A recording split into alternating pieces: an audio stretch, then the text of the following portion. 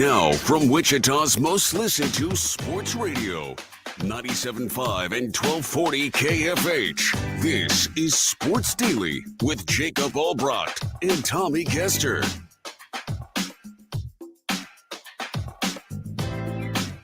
All right, welcome in, everybody. How are you today? Happy Monday. It's Albrocht and Caster. We're ready to take you through the All-Star break here, starting today. And a lot going on with the All-Star break with Major League Baseball with your Kansas City Royals. We're live with you on KFH. We're live with you on our video streams with our 12 News Connected partnership. Glad to be here with everybody. You can leave us your comments on the video streams, or you can call us on the IHOP hotline. 869-1240 is always the number to call. We're glad to be here. Jad Chambers, man, and that. We'll have a couple of giveaways for you today. We'll give away some HTO. We'll give away some NBC World Series tickets. We've got the All-Star break, but we also have the Major League Baseball draft. And we also have the trade deadline. We also have the first half, the unofficial break of the Major League Baseball season to look back on, and the second half to look forward to. And then the other big story over the weekend is one we began to hear rumblings of last week. It does sound like it's a little more advanced maybe than we initially thought.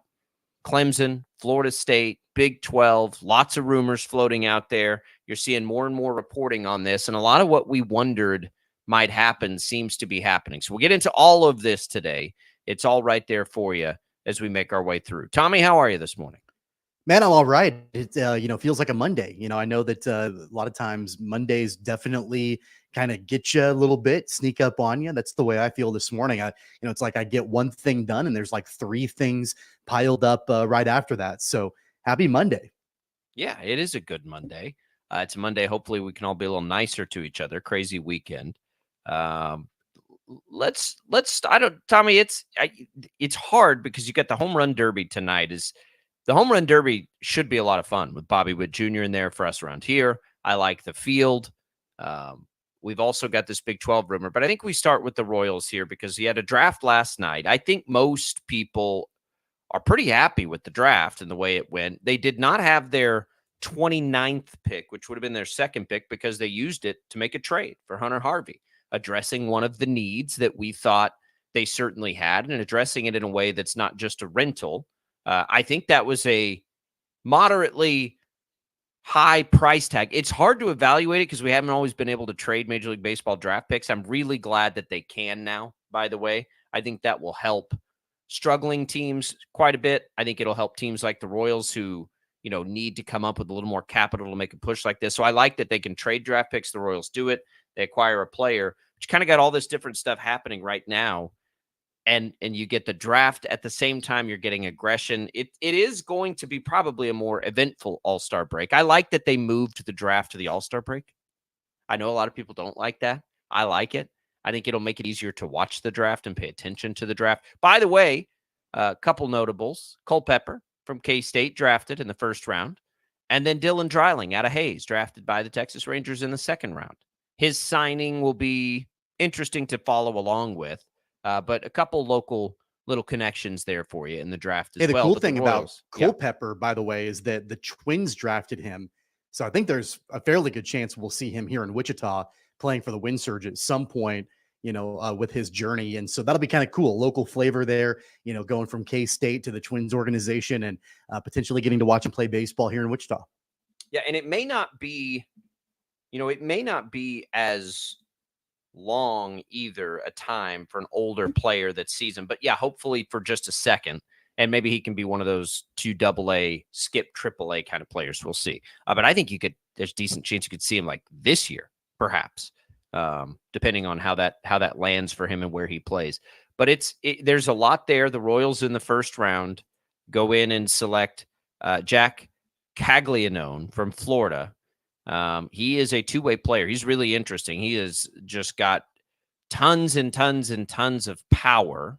And then he's also a two-way player. Now, most project him out as a reliever, which I actually have wondered for a long time, like, why not more two-way players that are relief pitchers? Like, we always think of them as starters, and then you got the Shohei Ohtani thing. But what if you had guys that were good pitchers that could just come in and be relievers, everyday players? Imagine the roster flexibility. You wouldn't have to worry as much about, rest and all that stuff. Like, you're in a tight spot, they're a good pitcher. You bring them in and some, even if they were just mop up guys, Tommy, like what you could save roster spots. You could do all kinds of different stuff. But so that was an interesting pick. I think I have not seen any of the evaluation places not like that pick. I like it. I think it's fine. I think they're a little starved for power in the organization. So taking a big old power bat makes a lot of sense to me. Yeah, I like that pick a lot. And it sounds like the Royals are going to let him continue to be a two-way player, at least as they're developing and bringing him through, which I like that a lot. I think that, that opens up the door for a lot of different possibilities. Now, will he actually be a two-way player? When assuming he makes it all the way? Probably not, maybe to an extent, but probably not. But I do like the fact that at least for the time being, the Royals are going to let him at least try to develop as a two-way player and, see what comes from it. I mean, think about, and you talked a little bit about the value of having that in general, but if you've got, him playing potentially first base or whatever that looks like, and you need an arm in, maybe a blowout game or something like that, you don't necessarily have to waste an inning or two or however many from your bullpen. You could just kind of throw him out there and make that happen. We see teams do that from time to time in blowout games. Usually, though, it's, a middle infielder or, somebody like that doesn't. Sure. They're just up there. Not a pitcher. They're just up there, but you could, in theory, utilize him, in a position like that and have a little bit more seriousness or thoughtfulness around that when those sort of situations arise. So I don't think it's likely when he actually makes it to the big leagues that you're going to see him be a two-way player fully. But I do think it gives a little bit of an added, piece in the arsenal for him. Well, look, he hits the upper 90s. Apparently, he has control issues on the mound. It profiles out as a reliever if he's anything. But I don't know why you would, why not? Why make that decision? Just see if he can get guys out. If he can get guys out and he can touch the upper 90s, he could be a bullpen guy. But the big thing is he's hit 32 home runs over the last 2 seasons in college. Exit velocity was 120 miles an hour. Now, I don't know how that translates with the metal bats, so I'm not an expert on that, but I know it's high. And he's a lefty. And the Royals need power in the organization. They don't have a lot of power in the organization. And so I get it. I like it. I haven't seen anyone that doesn't like it, that doesn't think it makes sense, all of these things. So the Royals do that in the first round. They take a high school pitcher in the second round. If you're curious what happened with that pick they gave up to the Nationals, pick 39, the Nationals took catcher Caleb Loma Vida from Cal. And look, I know we don't know a whole lot about these players. Peyton Tolley, the former Shocker, was taken out of TCU in the second round by the Red Sox. So that's another name. And I haven't gone through the full list, but those are 3 others that are non-Royals. Dylan Dreiling, of course, who we mentioned there, Peyton Tolley, and then Culpepper in the first round. So there's all kinds of little things that'll come from the draft, and we'll do our best to keep up with that. It's a madhouse with the draft, but I like it. I like that they did it now. A second baseman is taken first overall for the first time ever, I think, by the Guardians. We'd have to defer to Jeff Lutz on whether that's a good pick or not. But the draft is here. But you get the draft, you get the futures game, you get the home run derby, then you get the All-Star game, and then it's back to baseball. So I like the timing of this. I do think it's better for baseball because you don't really skip a beat. Now we go straight into the home run derby. You'll have Bobby Witt Jr. in front of the hometown crowd representing the Royals. You'll have Pete Alonso trying to kind of make history there a little bit. I think this is going to be a great derby. I'm pretty excited about the home run derby tonight. I think it's going to be a lot of fun. It's, in my mind, I'm more jacked up about it than I think I've been for home run derbies in a long time, honestly. I mean, I think that the star power that you've got the mix of kind of the young guns, the young budding and emerging superstars, and then the established guys, the ones that have kind of, at least in the case of Pete Alonso, owned the home run derby for the last several years. So I'm excited about that. I do think the field is really good. I still, to be completely honest with you, am not 100% sure how the format works. I've read it multiple times. I think I get the general framework of it. I do think that Major League Baseball has made things a little bit too overly complicated when it comes to the home run derby and the format and the way that you put it together. I think they simplified it back a little bit. Basically, they just took away that head-to-head thing which didn't make a lot of sense. And it's fine. I mean, I don't mind trying it, but I think they just simplified it as far as I can tell. Now, some of the bonus ball things are complicated. We'll have to see that play out. We won't understand it until we see it, and that's fine. But putting it everybody against everybody is, I think, the right thing, because that head-to-head thing, you don't want to potentially lose your second best performer out of the first round. You know what I mean? It's what happened to Salvador Perez, and when he was just crushing it, he had I think he had the second best round that year, but went up against Pete Alonso and didn't get to move forward, even though he was fantastic. Yeah, Bobby Witt Jr. What do you think of Bobby Witt Jr.'s chances here? Bobby Witt Jr. is probably going to hit 25 home runs this year, 30 maybe. Like, he's not there yet with power. It's coming, I think. I think he's going to profile eventually as a 30, 35 home run guy. I don't think he's there yet. I mean, the raw skills are there. I don't know what to think about him in a derby. Alec Bohm, by the way, in a derby, interesting to me. That'll be fun. We haven't mentioned him, and we keep forgetting, but the former Shocker for the Phillies, who's having an unreal season, is also in the derby.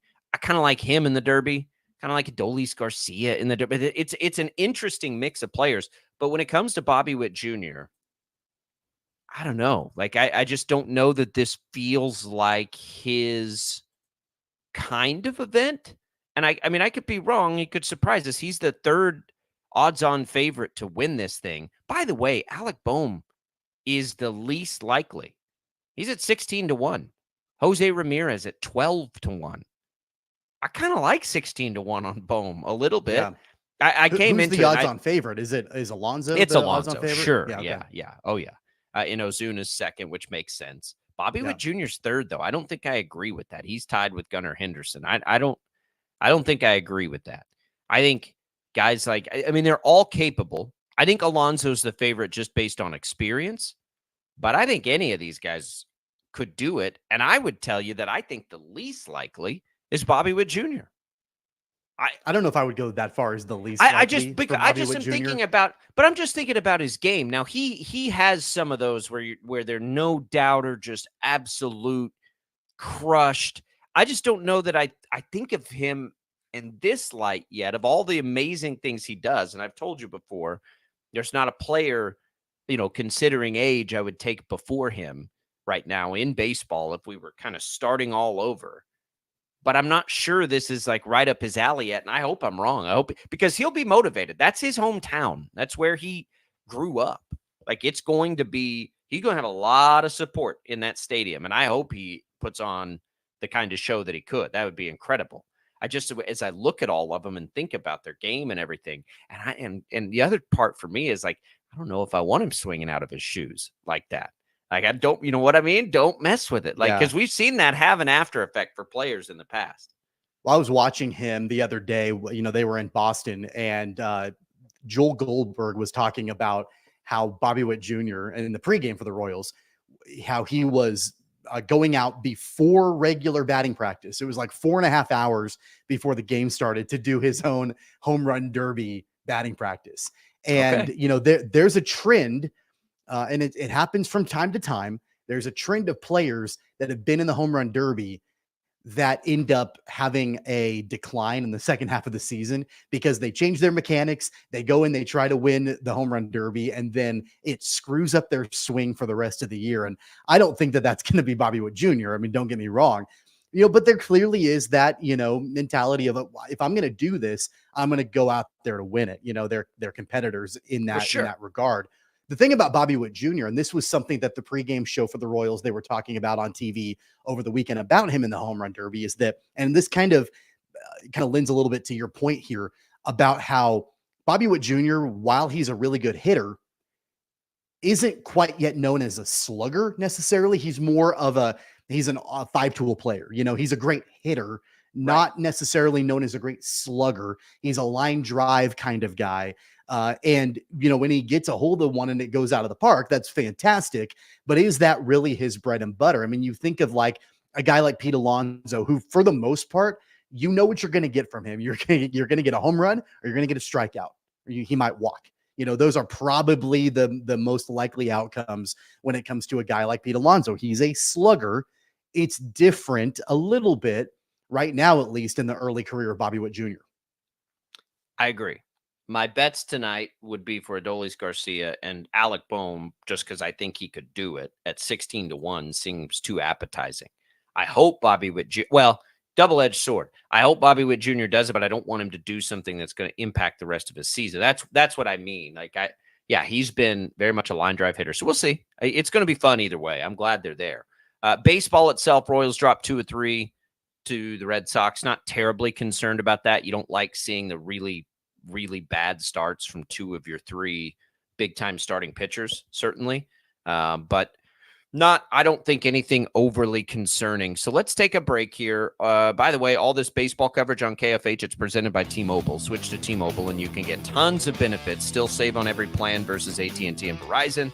Use their savings calculator to find out how at T-Mobile.com/switch. We'll come back. We'll talk about the baseball on the field. We'll get a little more into the Derby and everything later. But we'll talk about that series in Boston. We'll look at the trade that the Royals made. We'll look at the standings right now as we hit this halfway point. I know it's not halfway, but it's the halfway point of the Major League Baseball season for all intents and purposes. We'll do all of that when we return on Sports Daily.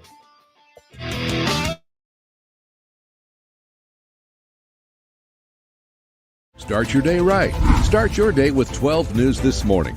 Get ready with Jake's accurate hour-by-hour forecast, so you'll know if you need a jacket when you walk out the door or an umbrella by lunch. Start your day knowing what happened overnight and what's happening now. Live, breaking news all morning long. And plan the best route to work and school with traffic from across Kansas. Start your day right. Start your day with 12 News This Morning on KWCH and KSEW.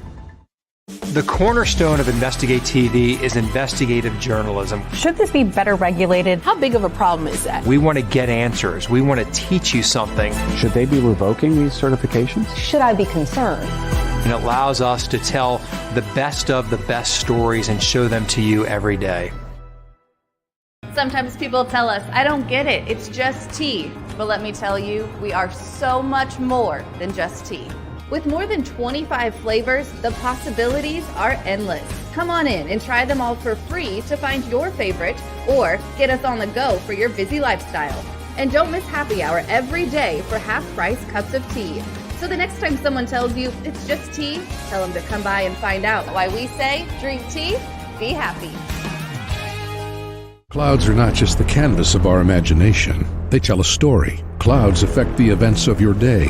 Sometimes they growl, sometimes they inspire, but they're always the messengers of nature's mood written in the sky. Storm Team 12 understands the language of clouds. We're dedicated to decoding their message so you know what to expect. Behind every cloud, there is a story waiting to be told. Trust Ross Jansen and Storm Team 12, alerting you first to the impact on your life. When you need help, remember, you're not alone. We are here. We are neighbors. We are together. We are Kansas.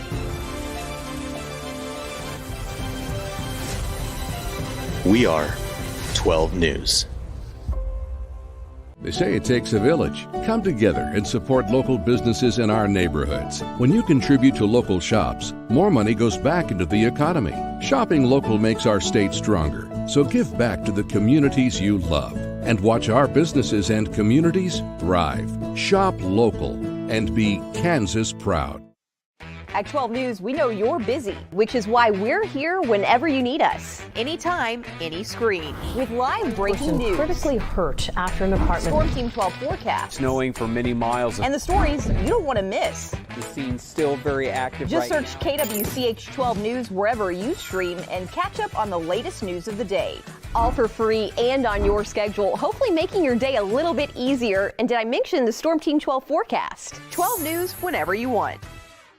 Sometimes people tell us, I don't get it, it's just tea. But let me tell you, we are so much more than just tea. With more than 25 flavors, the possibilities are endless. Come on in and try them all for free to find your favorite or get us on the go for your busy lifestyle. And don't miss happy hour every day for half-price cups of tea. So the next time someone tells you it's just tea, tell them to come by and find out why we say drink tea, Be happy. Determining fact from fiction. That's our full-time job. You need to have someone give you the whole story from every side. To help you when no one else is listening. You need someone to put you first. That's what we do. We bring you the facts first. When you need it. Wherever you are. 12 News. Facts first. The Catchies are back. No matter the sport, no matter the school. Highlighting the best overall high school boys and girls athletes in the state. Now's the time to vote for who takes home a Catchie. Help us recognize the top high school athletes in Kansas by scanning the code on your screen to vote, or go to catchitkansas.com and vote there for the Catchie Awards. The Catchies, brought to you by Hutchinson Community College and Prairie Land Partners.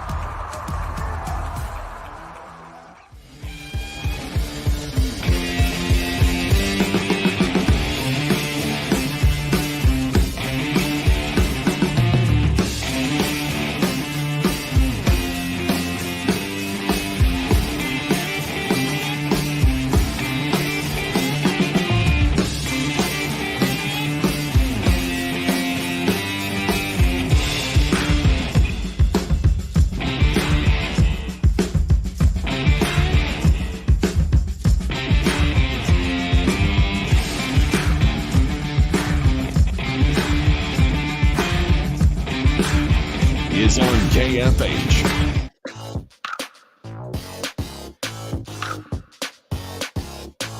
On your way into work, you want to keep listening to Sports Daily even after you park the car. With the Odyssey app and Odyssey.com, you can. Just download the app or visit Odyssey.com, search for KFH, download the Odyssey app today to get started. Of course, you can also watch the show these days on 12 News Connected. Just go over to KWCH.com, go to the 12 News app, and you can find the show that way.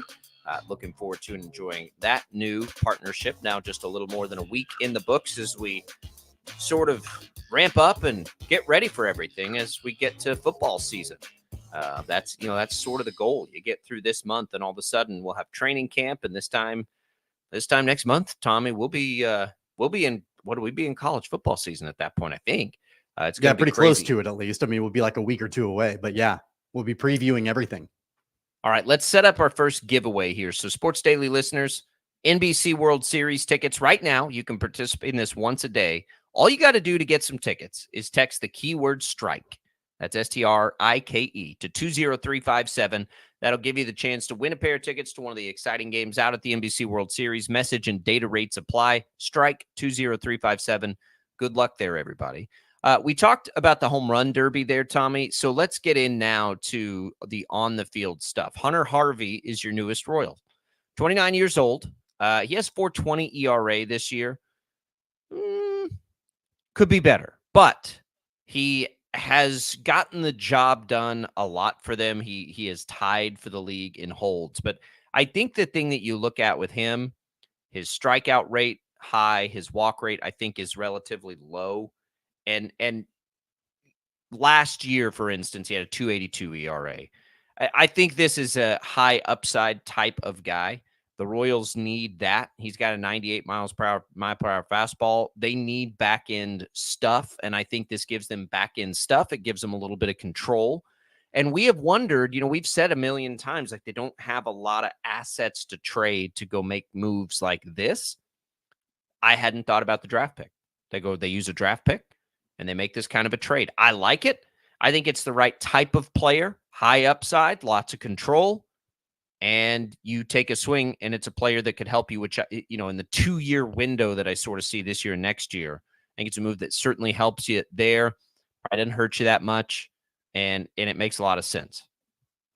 It does, and I think that it's the right move to make to get somebody like Hunter Harvey, because, keep in mind, he was a first-round draft pick, and he has shown that he's got high-end stuff, like back end of a bullpen, potentially closer type stuff. And so knowing that he's got at least the potential for that, and he's shown flashes of it, during the course of his career, even though his ERA is slightly high so far this season, I think he does project out to be somebody that could be a legitimate, closer type pitcher for Kansas City. Will he immediately come in and close games? No, probably not. I don't think that they're just going to slot him in to be the closer. But we also know that James MacArthur and, other relievers like Zerpa and Chris Stratton and others have been good at times, but not consistent. And so there could be a scenario where as the season rolls on, they could use him in that kind of situation. I don't think it's going to be right away, but that could happen, down the road. What I like about this move for Kansas City is that they were able to address this need early before, and I know they gave up a draft pick, but before you get to the trade deadline where price tags then go up quite a bit more, and you don't then have the draft pick in your back pocket to be able to utilize in a trade. Yeah. They got it done now. They don't have to sit back and wait. There are going to be so many other teams that are probably going to be jockeying for position with other relievers on the market when the trade deadline comes and goes here in a couple of weeks. And the Royals basically got their part of it done. I don't think they need to go and attack bullpen at all moving forward. Like for the this could be I think this is it. I think this is what they needed to do from a bullpen perspective. And now they can totally just focus on, okay, do we need to add a bat? If we need to add a bat, what does that look like in the outfield? And who is that person going to be? They can be singularly focused as opposed to, trying to get multiple things done. Don't misunderstand. The Royals paid a hefty price for this player. I don't think there is any doubt they project Hunter Harvey to be at the back end of their bullpen for a couple of years, if not their closer at some point.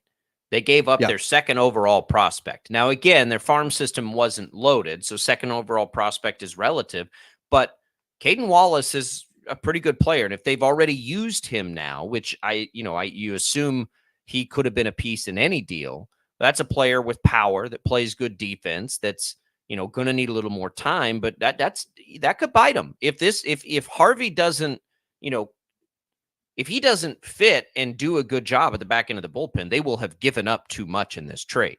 But you have to give up too much and be aggressive, in my opinion. This is why I like the trade.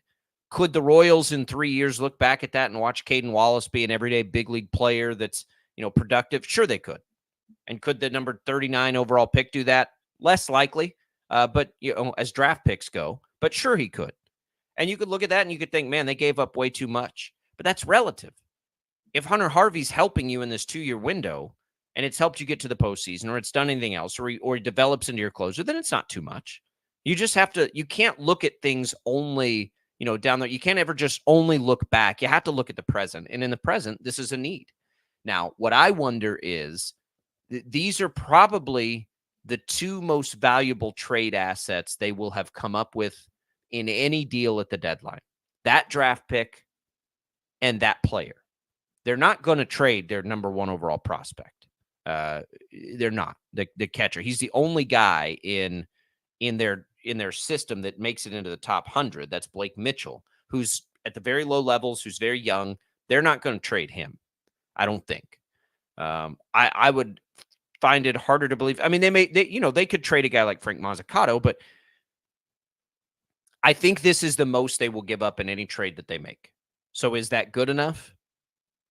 I don't know. Does it help them? I think it could. I think it does. Can he plug into the bullpen now and be a contributor? Yes. I think that at that point, that there is that potential that it can be a positive trade right now and even into next year. And the fact that he's got quite a bit of control left on his contract, I think that says a lot too. That means a lot.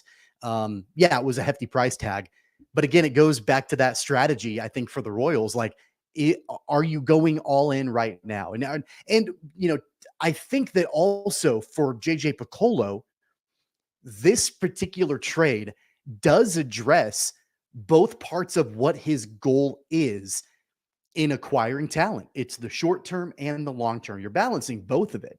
It'd be different if Hunter Harvey was just a rental and they only had him for this season. That would have been too much to give up for a rental. But it went way too much. Yeah. But you're addressing the short term because he can contribute in the bullpen right away. But then you're also addressing the long term because he does have quite a bit of control left. He fits a window. I think the window is 2 years. There are a lot of reasons I think that. But I think the window is 2 years. You've got Lugo, who I know was bad over the weekend, and we will get into that. But you've got Lugo for at least that long. I don't know if you'll have Walker that long, but that's your window. You've got Salvi in the middle of still his offensive prime, in my opinion, especially as he catches a little bit less. Like, this is the window they were willing to give up players to get better for this window. It's a very important window. They're trying to get a new ballpark built. They're trying to build momentum. They're trying to boost attendance. They're trying to do all of these things, give the fans what they haven't had in way too long. So it is important. And it's okay to overpay, but you can't really overpay if it's not a slam dunk, which Hunter Harvey is not a slam dunk. And if it's a rental, he's also not a rental. So I think it's the right kind of move. I got no issue with it. He's got the kind of stuff that projects to the back end of your bullpen. I am perfectly okay with the risk there on that deal. Now, though, I wonder what they have left if they want to go get a bat. It probably tells me the level of bat they would go after is lower level. And that doesn't mean worse player. That just means that may be a true, like, expiring contract, old guy type rental. MJ Melendez twisted his ankle over the weekend. They need an outfield bat pretty badly. So we'll see. And we'll, I think they'll get it. I think if this move tells you nothing else, we've wondered and pondered and everything. And until we talked to JJ Piccolo last week, and I think he made it pretty clear they're going to be aggressive. We just sort of wondered these things. I don't think there's any doubt about it now. They're going to be aggressive. You don't make the Hunter Harvey trade only thinking you'll make only that deal. They're going to do everything they can. And I think ultimately they will go find a bat somewhere, somehow to add to the mix. And they have to now.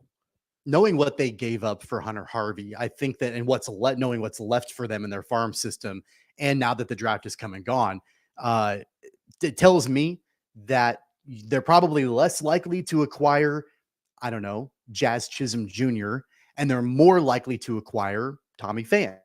Right. I think that's kind of what you're looking at here. Not that, obviously Jazz Chisholm Jr. is a superstar, but like, if Hunter Harvey just cost that, I don't know that they've got the horses in the stable to go get Jazz Chisholm. Like, that's what Hunter Harvey cost. I don't think they're getting Jazz Chisholm. Right. I totally agree. And I think that's okay. I think that to your point, there are some veteran guys, like true rental type players that you could probably go and acquire to help you right now. The only thing that begs the question of is, again, JJ Piccolo has been pretty clear that any moves he makes, acquisitions he makes, he wants it to be positive for the short term and the long term. If you're just getting a true rental, that's not really a long-term fit. So I don't exactly know how that fits into the strategy, or if you make an exception for something like that. I think it's all cost appropriate. Look, he backed that up. That's exactly what Hunter Henry is. But if you can go get a veteran and all it costs you is money, right? That's not really, doesn't matter at that point. You're not making a move that hurts your future if it's just a move that costs you money. It might hurt John Sherman's future, but it's not. That doesn't hurt the organization. They have to have it. I'm pretty confident now in Hunter Renfroe. I feel like he's found it again. I think he's fine. MJ Melendez is fine. So the urgency and the need there probably isn't quite as great as it once was, but it's still a need. They still need something there. But here we go. The trade deadline. Now they'll be aggressive, and we're counting down the days. We have about 2 weeks left, and then we hit the deadline. They're going to be aggressive. We know they are. They just told us they are. You don't make that kind of move. And that is an aggressive move for Hunter Harvey. Again, it could miss. It could be a big mistake. But there's no question it's aggressive. And that's what, at least in my opinion, I've been saying they need to do for weeks and weeks now, is this team can get there. And if it can get there, it could be a dangerous postseason team. And they have to be relevant this year for, the entire season and bring hope into next year. You've let the fan base down too much as an organization. The rebuild, not only has it taken too long, it's been wildly unsuccessful, right? It's not the rebuild that has the Royals in this position. It's the good fortune of being in a spot to draft Bobby Witt Jr., and it's an incredible offseason of acquisitions with Wacha and Lugo. I mean, that's what has them in this position. It's not the rebuild. The rebuild failed. So now what do? Knowing that, you try to start over to some degree on the rebuild, and you have to strike now. They have to strike now. And maybe John Sherman will remain an aggressive owner in free agency. It's fine. You don't have to have the best farm system in baseball to be a good baseball organization. Again, use the Rangers. They have not had a great farm system. I mean, they had one for just a little bit right before their first run. Then they had a terrible system, missed on a bunch of picks, and they did it through free agency. They did it through some savvy moves and a couple of good players, and here they are. But the Royals, you need to hit on 2-3 draft picks and supplement them with these kinds of free agents. So they'll be aggressive. I'm excited to see it. I'm excited to see what they work next. And I hope Hunter Harvey projects. I mean, quite honestly, I hope he's their closer next year. Yeah. I think that's the goal. And yeah. I'm really interested in the next 2 weeks to see other trades that are made around the league that deal with the bullpen and see what other teams are giving up for. And some of, I mean, I know that some of the players that potentially are out there being dangled by the sellers are pretty high caliber potential relievers and even some closers. I know Tanner Scott has been dangled out there, a couple of there are some others too. But I'm interested to see what the price tag for those players are, especially as you get closer to the deadline. And for buyers that are like they're maybe a closer away or a bullpen piece away from feeling like they're really complete, what they're going to be willing to give up. Because if the Royals 2 weeks ahead of time before the deadline gave up what they gave up for Hunter Harvey, who is not a clear-cut closer at this point, not a clear-cut high-end reliever, he's got the potential for it. But if they gave that up for him, you go 2 weeks later down the line with more tailor-made closers available potentially. What are these other buyers going to be willing to give up? See, I think there's a chance that the Royals will end up relative to the player, end up paying the heftiest price. I think that's the cost of going early, going first. I think that there are more suitors for. I think there's a chance that they could have ended up relative to the player paying more than others pay.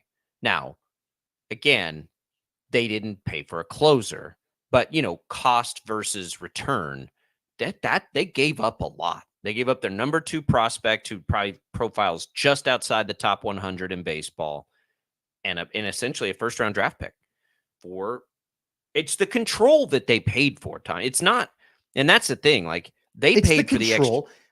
But it's also, I think, the potential. Hunter Harvey, it's not like there's going to be a lot of trades. Yeah, there's going to be a lot of trades under the radar coming into Major League Baseball. No. He was projected out to be a high caliber pitcher in the big leagues. It's you're having to buy that extra year control, which is fine. I have no problem with that. Again, I would tell you that I like the move. I think it's the right move. I think it's fine. I'm totally good with it, but it's expensive.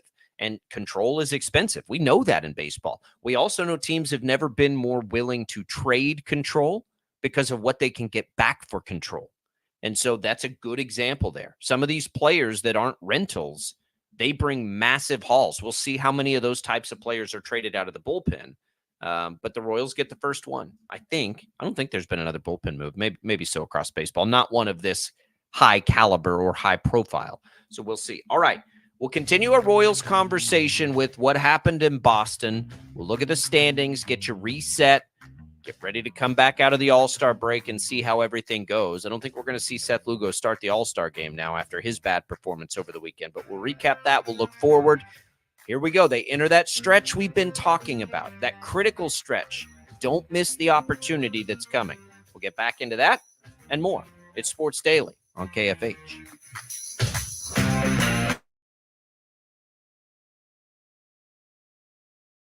Start your day right. Start your day with 12 News This Morning. Get ready with Jake's accurate hour-by-hour forecast, so you'll know if you need a jacket when you walk out the door or an umbrella by lunch. Start your day knowing what happened overnight and what's happening now. Live, breaking news all morning long. And plan the best route to work and school with traffic from across Kansas.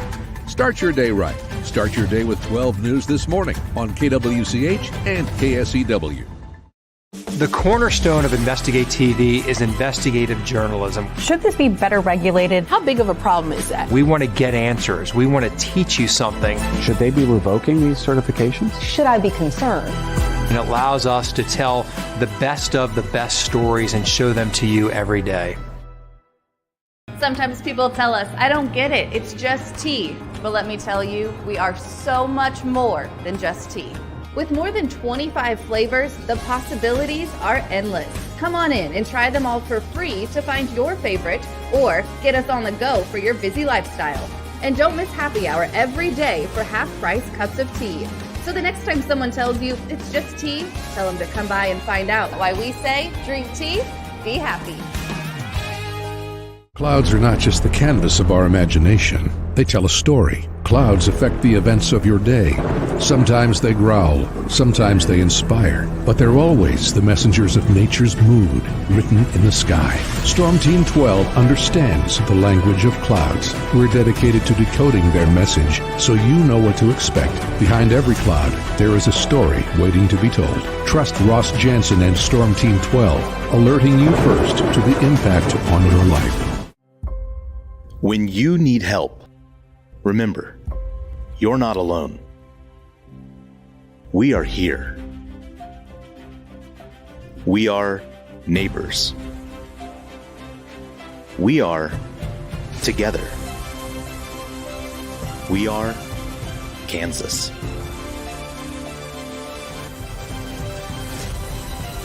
We are 12 News.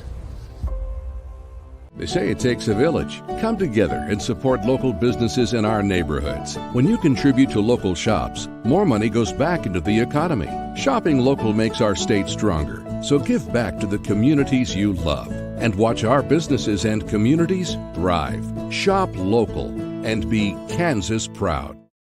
At 12 News, we know you're busy, which is why we're here whenever you need us. Anytime, any screen. With live breaking news. Critically hurt after an apartment. Storm Team 12 forecast. Snowing for many miles. And the stories you don't want to miss. The scene's still very active. Just search KWCH 12 News wherever you stream and catch up on the latest news of the day. All for free and on your schedule, hopefully making your day a little bit easier. And did I mention the Storm Team 12 forecast? 12 News whenever you want. Sometimes people tell us, I don't get it, it's just tea. But let me tell you, we are so much more than just tea.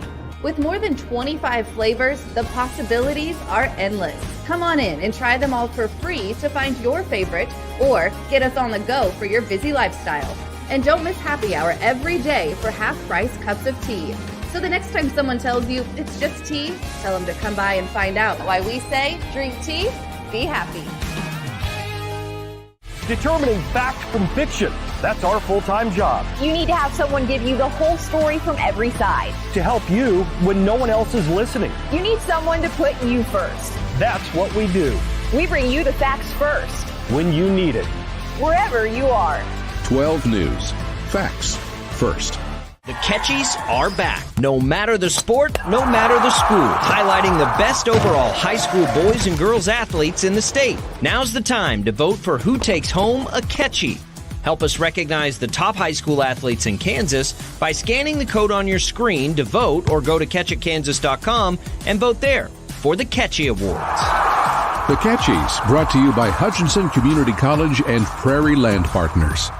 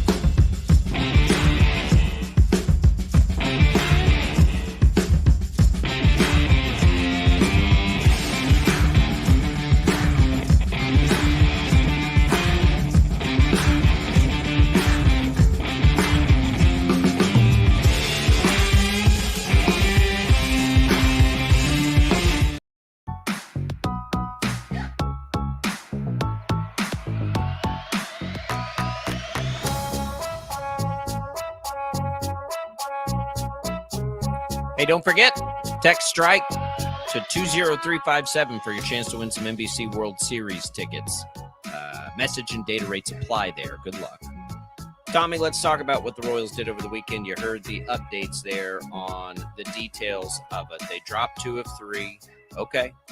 Told you as long as they get one, I'm not going to worry too much about it because it wasn't going to make that big of an impact in the standings. They now are 2 games behind Boston. They're 2.5 games behind Minnesota. And they are 5.5, I believe, behind the Yankees in the wild card chase. There's very much striking distance. Houston is right behind them, 1.5 games back. Tampa is right behind them, 3.5 back. Everybody else, I think you can just sort of hold back on worrying too much about at this point. Now, there are other teams that could certainly get back into the mix. But I think that's the group of 6 for 3 spots that at the moment you're looking at. I think they're in pretty good shape here. They've got to be, we've gone over it. They've got to be better than they have been to this point if they want to get to the postseason.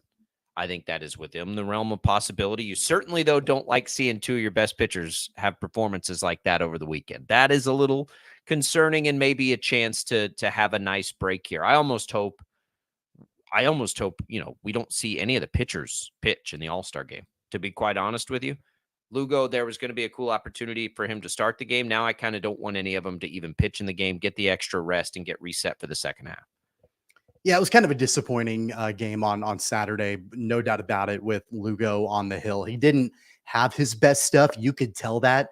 At least I could, while watching. He was him. better than Singer. I'll say that. He was better than Singer. But as far as what we've come to expect from Seth Lugo this season, he wasn't, I don't know, I guess he wasn't quite as sharp, maybe. Like the pitches weren't quite as sharp as I think what we've grown accustomed to with him.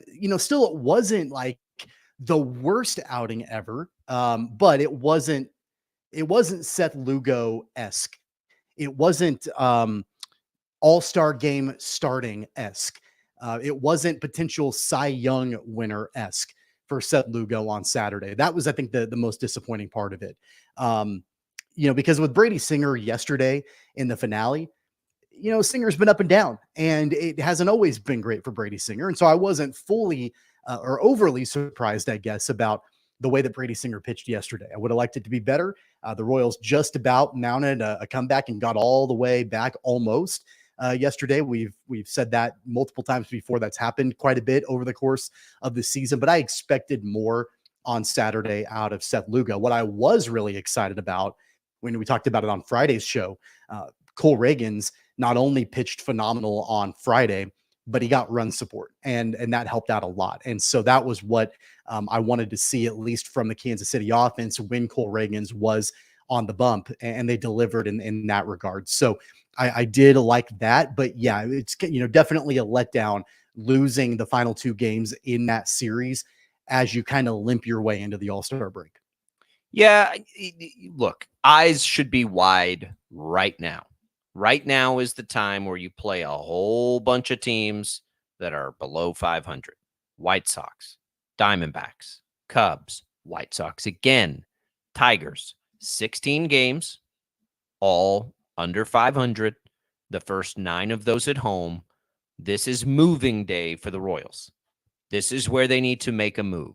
Be very strong in those 16. We're talking like, 11-5 type good. And they can make their move right now. They're going to be able to line up their rotation however they want to. You think you can get how many in 16? You can get 3 or 4 starts out of your aces out of those games.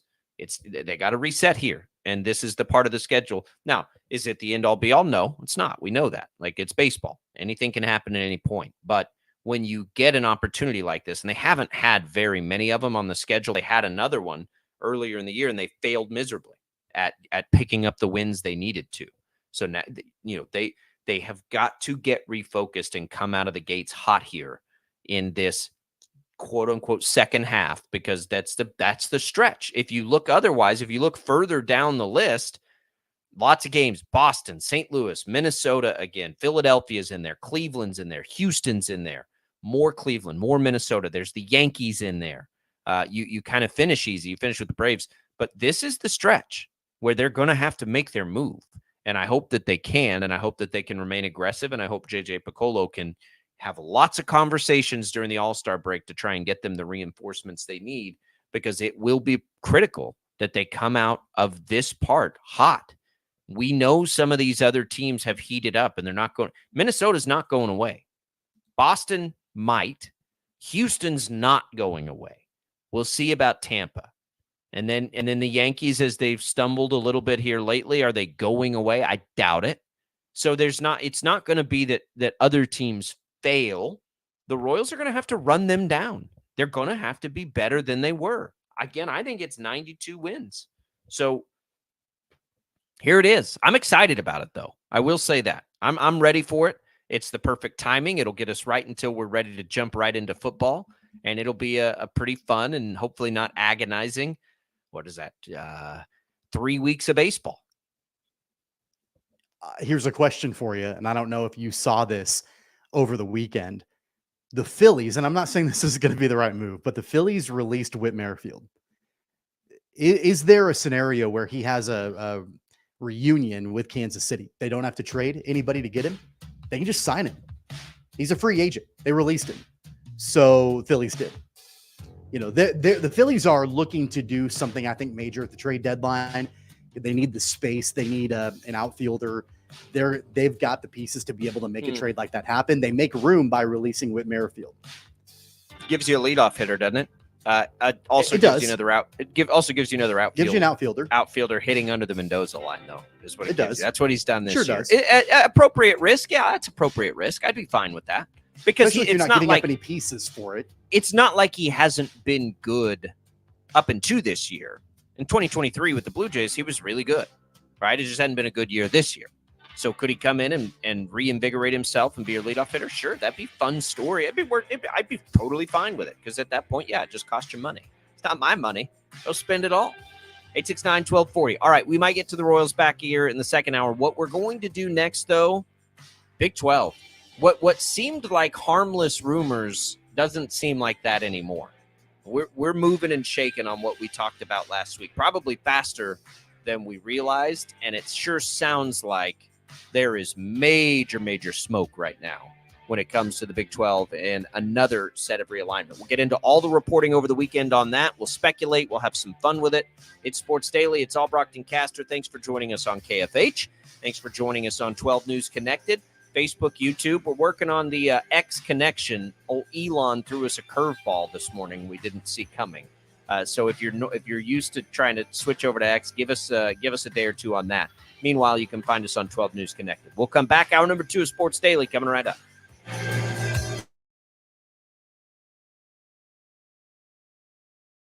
Start your day right. Start your day with 12 News this morning. Get ready with Jake's accurate hour-by-hour forecast, so you'll know if you need a jacket when you walk out the door or an umbrella by lunch.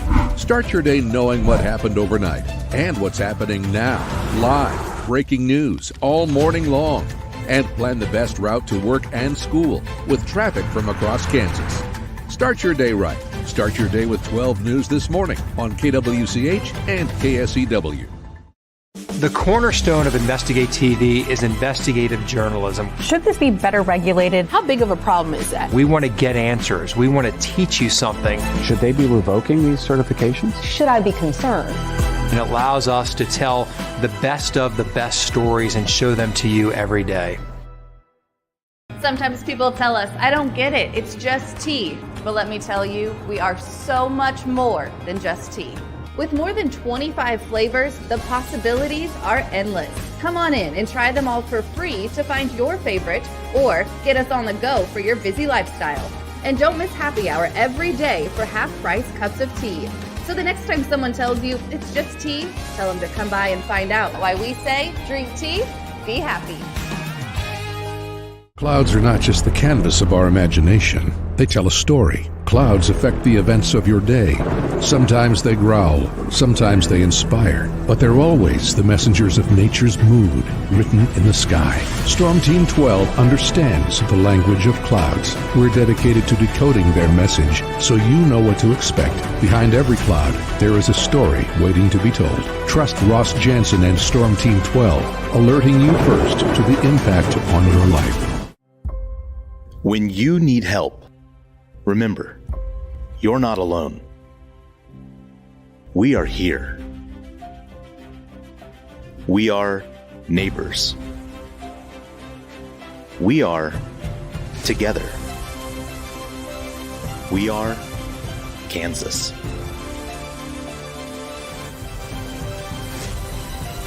We are 12 News. They say it takes a village. Come together and support local businesses in our neighborhoods. When you contribute to local shops, more money goes back into the economy. Shopping local makes our state stronger. So give back to the communities you love and watch our businesses and communities thrive. Shop local and be Kansas proud.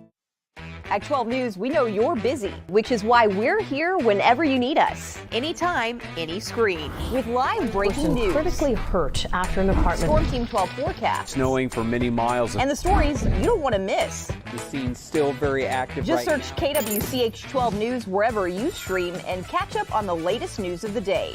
All for free and on your schedule, hopefully making your day a little bit easier. And did I mention the Storm Team 12 forecast? 12 News whenever you want. Sometimes people tell us, I don't get it, it's just tea. But let me tell you, we are so much more than just tea.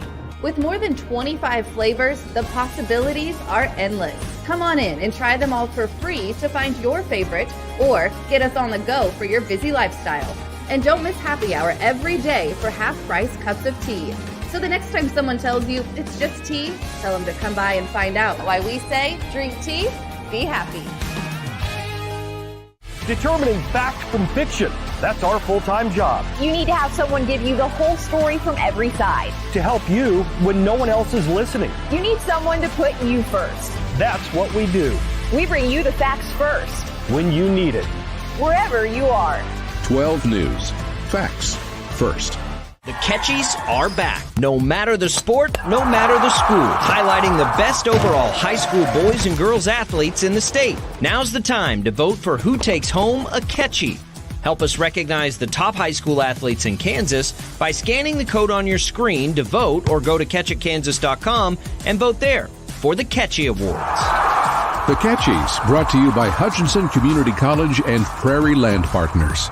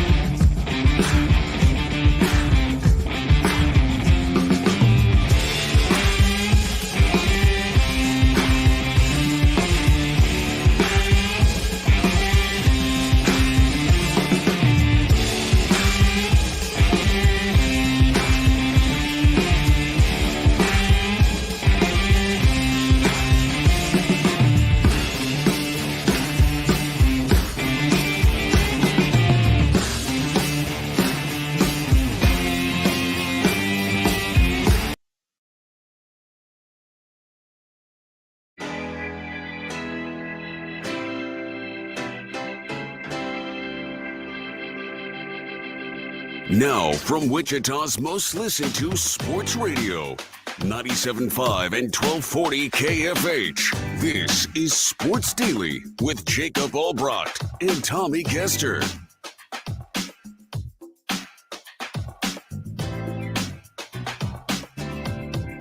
All right, welcome back in, everybody. It's hour number 2 of Sports Daily. Glad to be here with you on KFH, on Facebook, on YouTube. We'll get back on X here pretty soon, hopefully.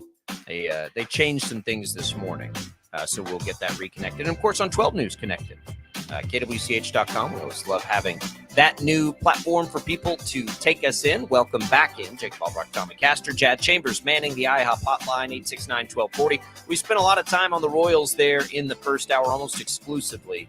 The other big thing that has my attention, though, reporting continues on the Big 12 in its aggression. And we pondered this as there was some, conversation last week. Now Jason Scheer, who is a senior editor and publisher of WildcatAuthority.com, sends out there on X, according to sources, there's an internal belief in the Big 12 that Florida State and Clemson are likely to join the conference within the next year or so.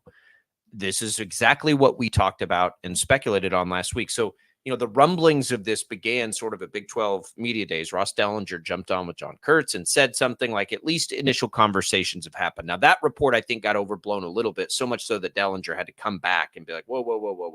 We're just talking here. But it was the Colorado thing that got me interested. They were willing to pay Colorado to disrupt things and come over. Why wouldn't they be willing to do the same thing with Florida State and Clemson, who both so clearly want to get out of that league?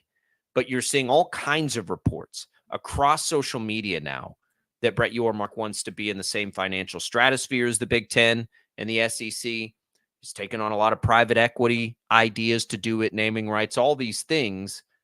And this is what we mean. Like when you put a businessman in charge of this and they treat it as a business, you go find investors, you grow as big as you can, and you try to deliver for your clients, your schools. And if they can do that, there's no question adding Florida State and Clemson, you would be adding the two most high profile football brands to your conference. I don't mean that as any disrespect to anybody else, but those are, historically speaking, they would become the two bigger football brands. They would fit nicely. I don't think they're, far and away ahead of anybody by any means, but it would enhance you and it would disrupt the ACC, which is ultimately, I think, an even bigger goal to do it. But I love the fit.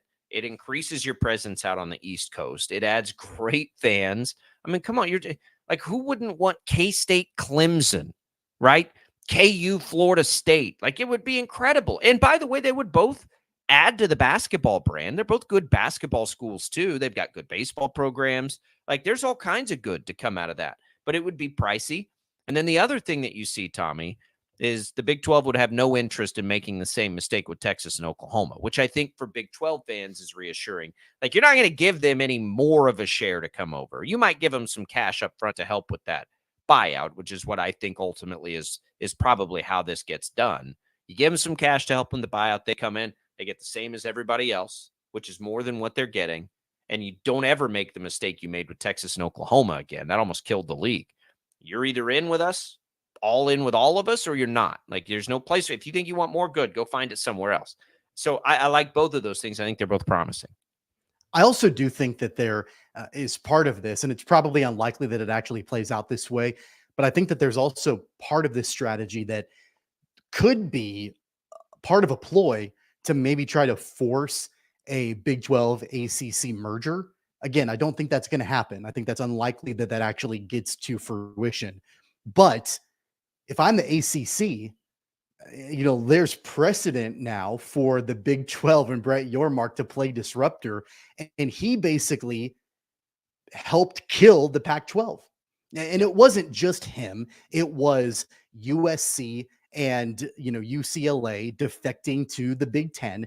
Kind of destabilized, the conference initially. But then Yormark comes in and gets the four corner schools. And, then you've got all of a sudden, this report, and it's in the documents that he paid a bonus basically to Colorado to be the first one to defect, further stabilizing that conference. If I'm the ACC, I look at all of that and I say, I don't want that to happen to the ACC. Let what happened to the Pac-12 be a cautionary tale for us. And why don't we try, if you can't beat them, join them. And I think if I'm the ACC, I don't want to look at Brett Yormark in the Big 12 as competition for that third conference, that third superpower. I would rather look at them as maybe they can be an ally. Maybe we can have an alliance. Maybe we can come together and merge. Not going to happen. I don't think it's going to happen, but the same thing could have been said for the Pac-12, that the Big 12 was there and available and by all accounts willing to have those conversations. And the Pac-12 had too much ego and pride and whatever. And ultimately it led to their demise. Yeah, but look, it's not going to happen. Precedent has told us it's not going to happen, because if you do something like that, now the schools may have interest in that, but the ACC doesn't, because if you do something like that, somebody's not in power anymore, right? You like the ACC goes away essentially. And that's where this is. What you think, Brett Yormark's going to have a co-commissioner? Right. You know, like we all know that that's the right thing to do. It's what they should have done a long time ago. The problem is somebody loses power in that scenario. Pac-12 should have done the same thing. What did we say on day one when Oregon and Washington left? Oh, they should just merge with the Big 12. It'd be perfect. Be perfect, which is essentially what happened anyway, right? Except that there's no more Pac-12. They missed the opportunity to merge, but what was the obvious play happened anyway. And so we look at this and that is what should happen. They should just merge, but it's not what's going to happen because the ACC is not going to cede that power. The other problem with this one in particular is the TV networks aren't going. That ESPN's got such a sweet deal with the ACC right now. They're going to fight and fight and fight and fight against this happening because right now they have cheap programming, and they're not going to want. There's nothing. I don't think there's anything anybody could do that would incentivize ESPN to break that deal. So it's not just the schools, it's the networks that you have to appease. Now, cash is going to ultimately probably be what makes this happen. There was a point in all this where we wondered, like, what is the timing for all this? Are we looking at, 5-10 years down the road when these I think we're getting a clear answer of that, if nothing else. I think that the Big 12 is going to push the issue here, and the timing on this is probably much, much sooner than we initially thought. That report from Scheer within the next year or two is coming from people he's talking to within the league. I don't know if the play is to go take private money and to try and blow this thing out and up and to get bigger and to be there with the SEC and the Big Ten, which, by the way, is the right play of making sure you're never left out, then the timing doesn't really matter. You could go make that move, tomorrow. And I know it's more complicated than that. They've got to figure out the legal issues first. That's what's going to take so much time. But once they have a clear indication of that, I don't think raising the funds to do it is going to be the challenge. Because I think anybody, if you had all the money in the world and you just saw what the NBA got, I don't know this, but I would bet that college football numbers as a whole are at least as high as the NBA, or they can be. Like, I'd be more interested in that even than the NBA, because you're getting football, you're getting basketball, you're getting all these things. If I was an investor, if I had the money, I'd say, yeah, sign me up for that. Like, get me on board with that, because your greatest stars are going to become even bigger stars as they get paid, and they become NIL superstars, and now you're going to see them front-facing in ads, which you couldn't always see before. A part of the NBA, probably the biggest part of the NBA that makes it so valuable is its star players. Well, we're only scratching the surface of how big a star players in college are going to become now in this new age. That's where, to me, the money is. If the NBA, Tommy, is worth $76 billion over 11 years, okay, what would Big 12 be worth? When you're combining both football and basketball? Yeah. It's like, what could a total package which featured, a lot of the ACC combined with what you currently have? I don't think we're comprehending the potential of that number correctly. I think they could absolutely get where the Big Ten and the SEC are now. That if that's your baseline, if that's your minimum, I think that's very easily attainable if you're able to blow this up and redo a deal. Don't ever forget how short the deal Yormark signed was, right? A part of the beauty of his last deal, there were several facets to it that made it really smart. It was first, which ultimately destroyed the Pac-12. Well, that and then paying Colorado ultimately destroyed the Pac-12. But it was short, which means they get to get back to the table sooner. Now, everybody else is sort of set. The Big 12, and that also, by the way, emphasizes the urgency for the Big 12 to get this done quickly, because when their deal's up, what was it, 5 years, 3 years? It was very short. 28, 29, yes. Something like that. So you get back to the table now with all of these factors mixed in. The NIL is going to increase that value for everybody. the basketball brands are going to increase in value. If you can go add the big brands that you want to, here we go. Katie bar the doors, because they're going to get a huge deal. Remember the huge issue, the elephant in the room currently with the ACC is how long their media rights deal is. Mm-hmm. It's not up until 2026 or 2036, I believe. It's a long time. We're talking, over a decade until the ACC can get back to the table. And, that's a huge reason why, in fact, the primary reason why Florida State sued the conference, trying to find a way out of that deal, because they've been locked in for so long, while all of these other conferences, and then of course by extension of the conferences, the member schools are getting big paydays because they're at the table, and the ACC is not able to do that for another 12 plus years before they can start negotiating that. So that's a major issue with all of that too. And again, if I'm the ACC, I'm like, man, if there's any way we can get out of this and we can try to renegotiate, that's maybe going to help us remain sustainable in this new ecosystem of college athletics. I just think that's unlikely. There's no way that deal makes it to the finish line. No way. So how does it not? I think that becomes the bigger question, and that will be what gets boring. Quite frankly, that part will be boring. Figuring out the litigation, figuring out that part's going to be lame for us, right? For us as followers of this. They can get Florida State and Clemson. Here's the other chestnut checkers that I've wondered about. There's almost never synergy among these leagues in college. But what if you're Yormark? You've got the money to go after the two teams that we don't think the Big Ten and the SEC want anyway, right? I don't think they do. I don't think they want either of those teams. I think they want Virginia, North Carolina, and Miami more. So, all right, here's what we're going. You get on the phone with Sankey. And I can't remember the name of the Big Ten's commissioners off the top of my head. You get them on the horn and say, here's what we're going to do, guys. We've taken some money. Let's collectively strike right now. Who do you want? You want that team? SEC, you go get North Carolina and whoever, Virginia. Big Ten, you go get Miami and Duke. Whatever it is, right? We're going to go get Florida State and Clemson. We all strike now, a deal will fall apart. The ACC, the ESPN won't want it anymore. You take those schools out. Now that long deal, they feel like they're getting tremendous value. They don't want it anyway. Boom, done.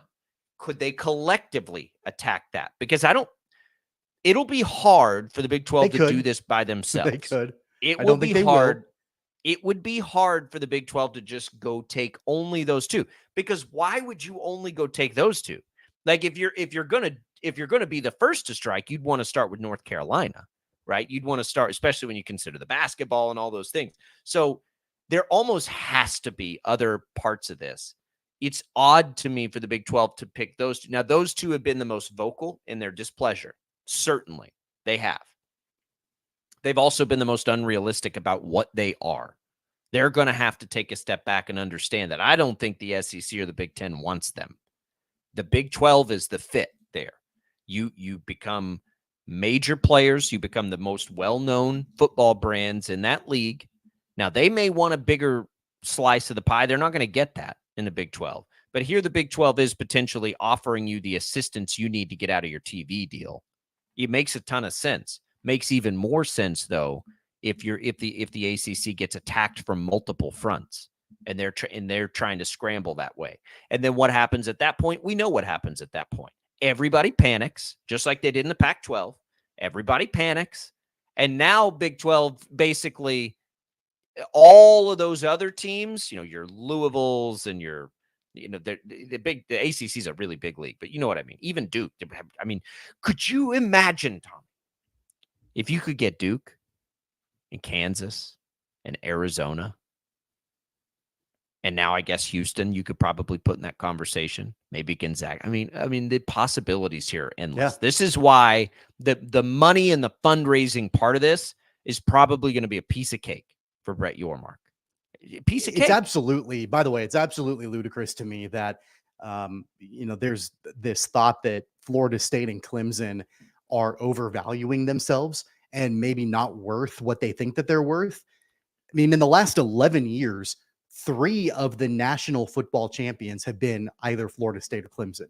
3 out of the last 11.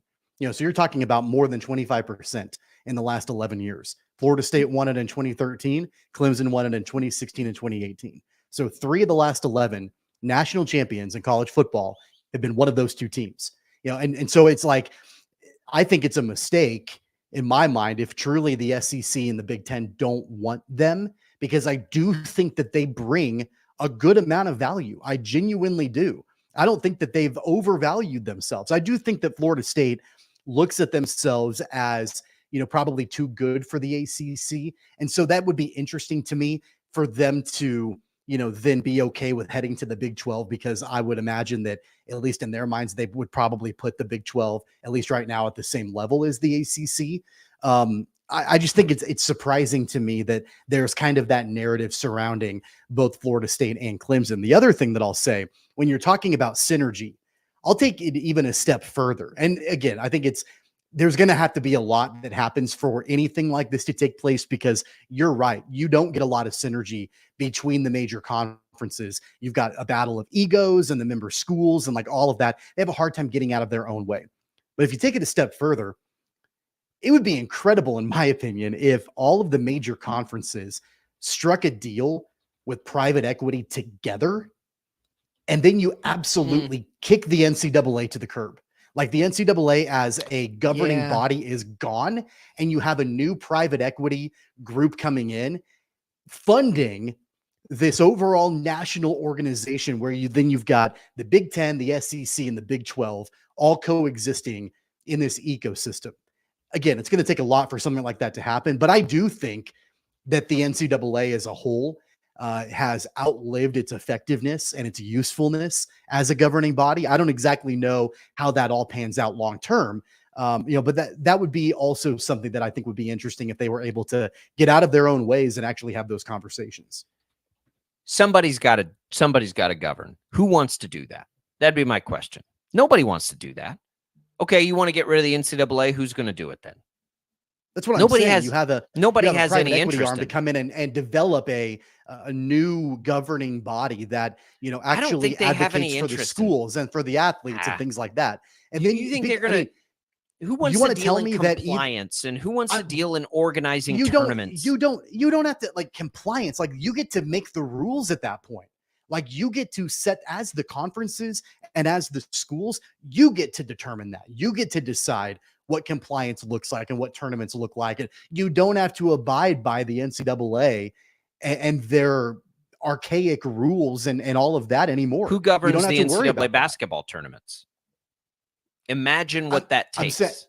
You're right. What I'm saying is that you then put the power back in the hands of the schools, the institutions, the conferences. Like they get to dictate and determine everything that they do. And it all comes with private equity. It all comes with that money coming in to finance the entire thing. And so you want to tell me that like these conferences wouldn't love the opportunity to just give the middle finger to the NCAA and say, hey, we'll cover this ourselves. So I would like we've got it in place.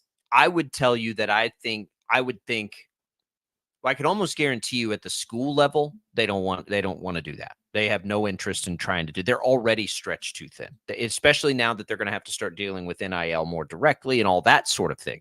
They don't want to do that.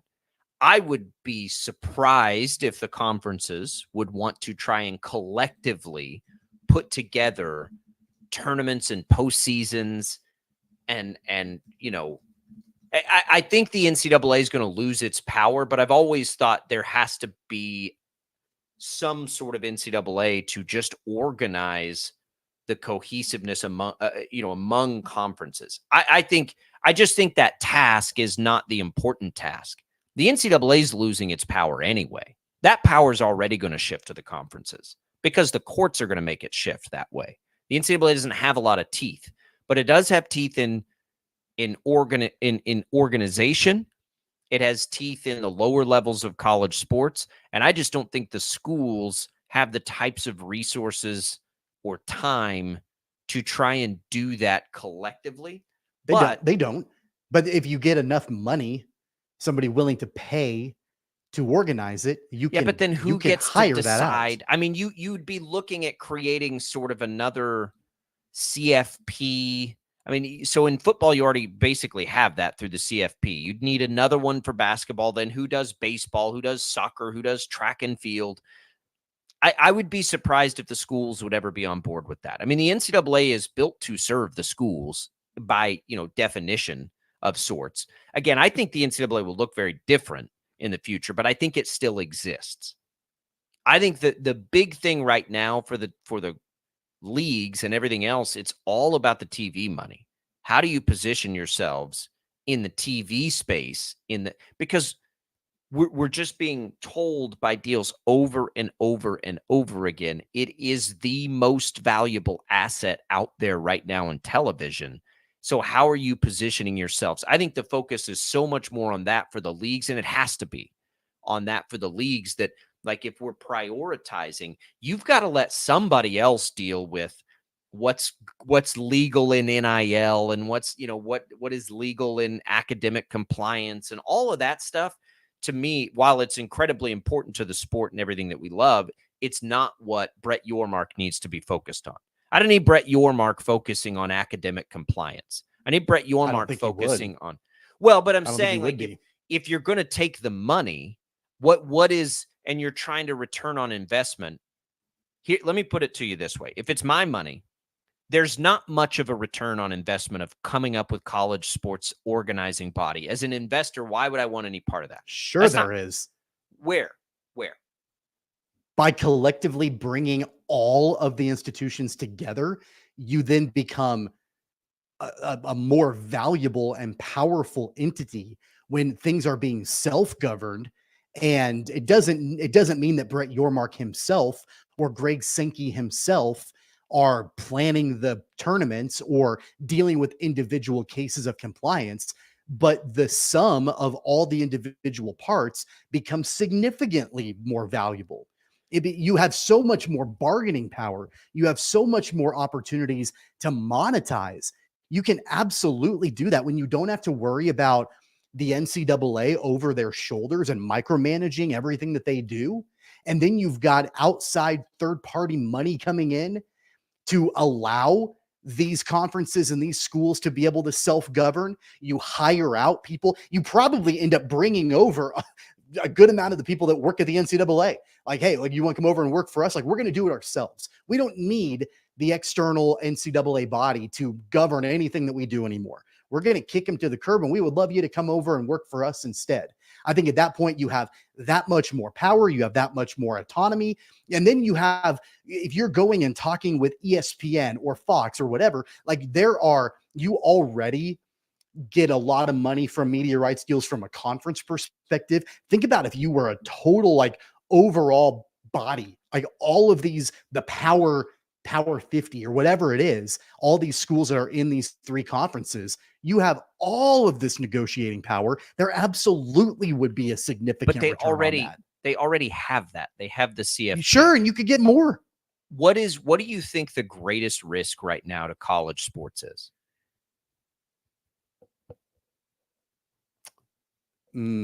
It's litigation. I don't know. Okay. It's litigation. Yeah. If it's my money, I don't want any piece of any of that litigation that's inevitable right now. Let somebody else, NCAA, right now, deal with all that. They're being sued every other day. I don't want any part of that litigation. Nothing. I want my return on investment, and the money is coming in those TV deals. This is what doesn't make sense to me when it comes to college athletics and the way, like, the media rights deals work and all of that. The way that the way it's currently negotiated and the rights deals that are in place, it would be the equivalent. And if we're moving towards this in college athletics, where with NIL and like all of these different, ways that the monetization is coming along, it would be the equivalent of like the National League West having their own media rights deals in Major League Baseball, and the American League Central having their own media rights deal. Or in the NBA, the Western Conference, they've got their own media rights deal. The the NBA has their media rights deal. Major League Baseball has their media rights deals. College athletics as a whole in general should have their own media rights deal. Well, they and do. if you're They able have the to CFP. They have the CFP. That's its own deal, right? Like they negotiated that separately, didn't they? I mean, it has its own. Yeah, over the course of a month, that you get that at the end of the season, right? But investors don't want they don't want the College World Series. They don't want the Women's College World Series. They don't want the National Track and Field. But the football already has one, and basketball already has one. Those are two separate deals that are already negotiated. We know the basketball deals worth $1 billion. Yeah, for postseason. Right, but what do you think? Yes, and then the conferences run the rest of the money in their conference deals. I just don't know. Like, what do you mean? Like, I don't understand. We reach a postseason that already has it. Let's take a break because we're way past it, and then we'll continue to sort through this. 869-1240 is the number on the IHOP hotline. We'll start our HTO text to win giveaway here. You can enter the contest by texting the keyword TEA to 20357. Each participant can enter once per day. Message and data rates apply. Free iced tea, free rain coffee from any of the 3 Metro HTO locations. Good luck, everybody. We'll come back. We'll continue to try to sort through this. It is exciting time, I think, in college sports. If you're a Big 12 fan, anyway. We'll come back. More on Sports Daily.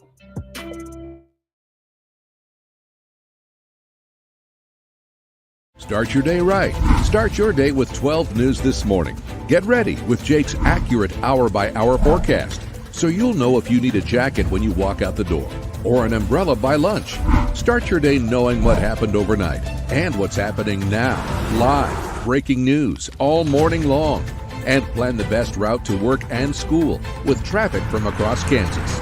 Start your day right. Start your day with 12 News This Morning on KWCH and KSEW. The cornerstone of Investigate TV is investigative journalism. Should this be better regulated? How big of a problem is that? We want to get answers. We want to teach you something. Should they be revoking these certifications? Should I be concerned? And it allows us to tell the best of the best stories and show them to you every day. Sometimes people tell us, I don't get it, it's just tea. But let me tell you, we are so much more than just tea. With more than 25 flavors, the possibilities are endless. Come on in and try them all for free to find your favorite or get us on the go for your busy lifestyle. And don't miss happy hour every day for half-price cups of tea. So the next time someone tells you it's just tea, tell them to come by and find out why we say drink tea, be happy. Clouds are not just the canvas of our imagination. They tell a story. Clouds affect the events of your day. Sometimes they growl, sometimes they inspire, but they're always the messengers of nature's mood written in the sky. Storm Team 12 understands the language of clouds. We're dedicated to decoding their message so you know what to expect. Behind every cloud, there is a story waiting to be told. Trust Ross Jansen and Storm Team 12, alerting you first to the impact on your life. When you need help, remember, you're not alone. We are here. We are neighbors. We are together. We are Kansas.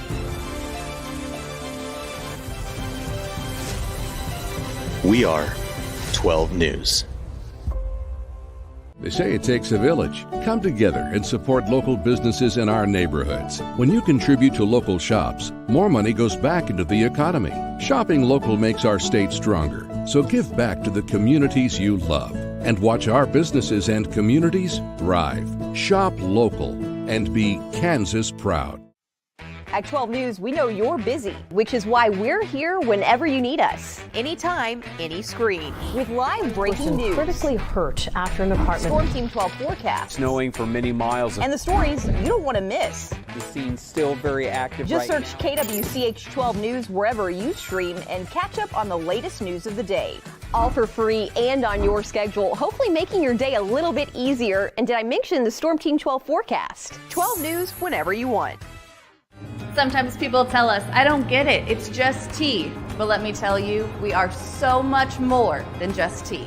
With more than 25 flavors, the possibilities are endless. Come on in and try them all for free to find your favorite or get us on the go for your busy lifestyle. And don't miss happy hour every day for half-price cups of tea. So the next time someone tells you it's just tea, tell them to come by and find out why we say drink tea, be happy. Determining fact from fiction. That's our full-time job. You need to have someone give you the whole story from every side. To help you when no one else is listening. You need someone to put you first. That's what we do. We bring you the facts first. When you need it. Wherever you are. 12 News. Facts first. The Catchies are back. No matter the sport, no matter the school. Highlighting the best overall high school boys and girls athletes in the state. Now's the time to vote for who takes home a Catchie. Help us recognize the top high school athletes in Kansas by scanning the code on your screen to vote, or go to catchitkansas.com and vote there for the Catchie Awards. The Catchies, brought to you by Hutchinson Community College and Prairie Land Partners.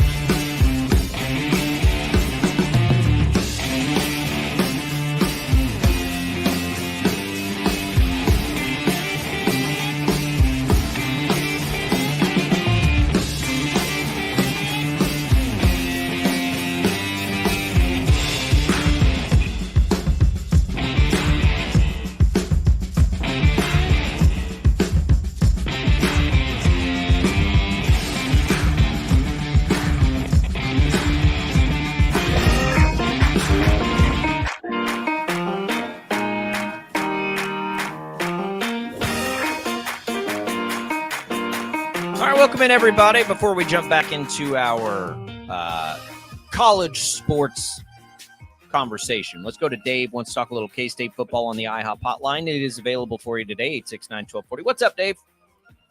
Well, I just wondered what information you had about this alleged possible poaching by K-State and other schools of the Colorado State players before they were in the portal.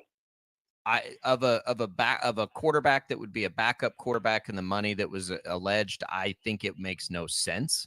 I'm not going to say it's not true because I don't know, but I don't think it makes any sense.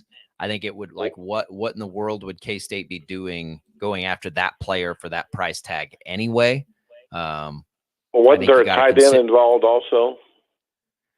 Well, not to the direct claim of, what was it, $600,000 for the quarterback Nicolosi. Like, I don't know. Like, how much policing do these schools have over what these collectives are doing anyway? I think it's a great question. What I would tell you is I don't think K-State fans need to be like offended or defensive about that. If you don't think there is tampering happening, you're not paying attention, and that needs to be policed, but it's not really policed right now. And so I would say the specific example just doesn't make sense to me. Whether it's true or not is not, I don't know, but I think you got to consider the source, and I think you got to really think about what's being alleged and why would they do that. But I mean, maybe they did. I don't know. I don't think Chris Kleiman's calling these kids and saying, hey, that's not happening anywhere. I think these collectives are running a little bit wild, and that's just the world we live in right now. Well, it has been none of it's been policed for many, many, many, many years. So I think it's the same old stuff going on. You're right. I mean, you think anything different, Tommy?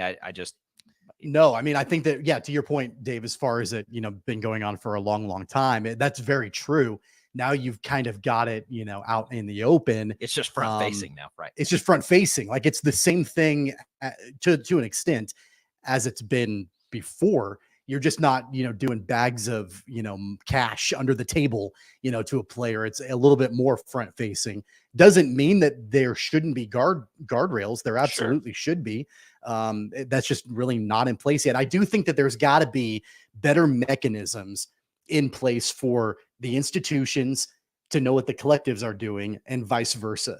And I don't necessarily know if that's really always the case. Was it the case in this particular situation? I have no idea. But generally speaking, I do think that you've got collectives that are out there probably doing the dirty work to an extent, and they don't even really necessarily know what the institution has, going on and what they're working on.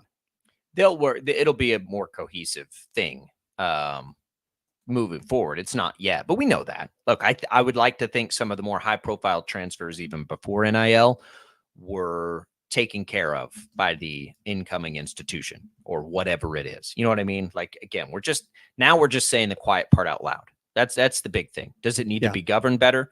Absolutely it does. And it will be. We're still in the messy part of this. Like, we're still getting there. So I looked, and I'm trying to, Tommy and I were just discussing, like, any interest as private equity is going to clearly become a part of these equations. If private equity would have any interest in the governing part of all of this, the new CFP deal that was just signed, 6 years, $7.8 billion. The NCAA tournament deal, which is more inclusive, you might remember, and I had to look this one up. It includes more than just basketball, but I can't recall the number of years, but I think it was like $900 million, and that's to do kind of all of it.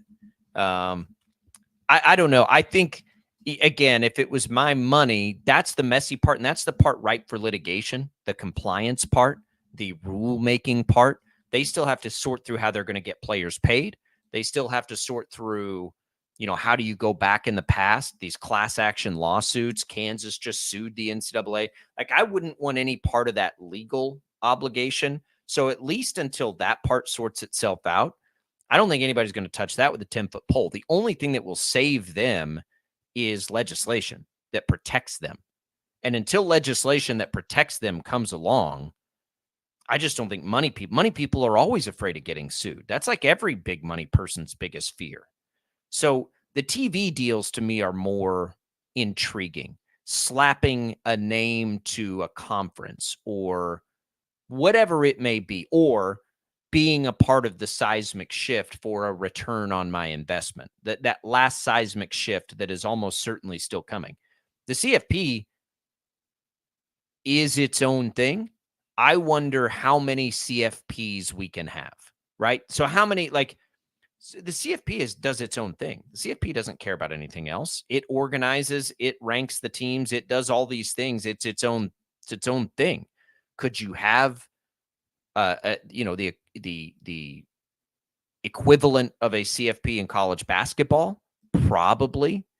I don't think, honestly, there would be much interest from anyone to do it outside of football and basketball. That's no offense to any of those things. That's just what's the valuable asset. So I don't know if there would be interest there. I would tend to think, for the biggest reason being litigation, there would not be. But then, too, like, how much you could break out basketball, but I think that would be about the last untapped place for money to get involved. Yeah, I do think that you've got this great opportunity. And whether we're talking about the SEC, the Big 10, or the Big 12, really all three of them combined, there is an opportunity in place, and I think it's growing by the day. And every time there's a change or whatever, a school going somewhere else or rumors or whatever, you've got this opportunity, I think, for the price tag to go up for other entities to do business with you as a conference or as a sport in general, college football in general, college basketball in general. The price tag goes up, the value goes up.